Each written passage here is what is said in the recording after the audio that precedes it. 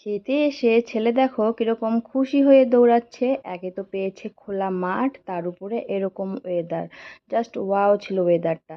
তো দেখো এরকম কাদা মাটি পেরিয়ে আমরা চলে আসলাম আমাদের ভুট্টা খেতে। ভুট্টা ক্ষেতের মধ্যে অনেকগুলো গরু ধরেছিল, তো সেগুলোই আমরা তাড়াতে এসেছি।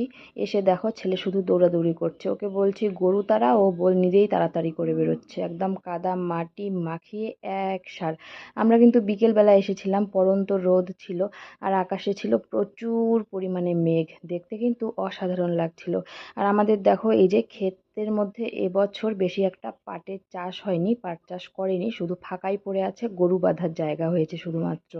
অল্পই পাট হয়েছে, প্রত্যেকবার এই জায়গাগুলো একদম পাটে ভর্তি থাকে। তো এই যে দেখো ভুট্টা ক্ষেত আমাদের গরু খেয়ে খেয়ে পুরো শেষ করে দিয়েছে, জালগুলো ছিঁড়ে টিড়ে শেষ। এই দেখো রোদের মধ্যে আমরা একটু ছায়ার মধ্যে এখানে সেলফি তুলছি, মানে ক্যামেরা করছি আর কি। আমি এসেছিলাম আর সঙ্গে এসেছিল ছেলে। আর এই দেখো গরুই গরু, মা গরুগুলোকে বেঁধে রেখেছে কিন্তু বাছুরগুলো একদম ভুট্টা শেষ করে দেয়। তো আমি তাড়িয়ে দিলাম গরুগুলো।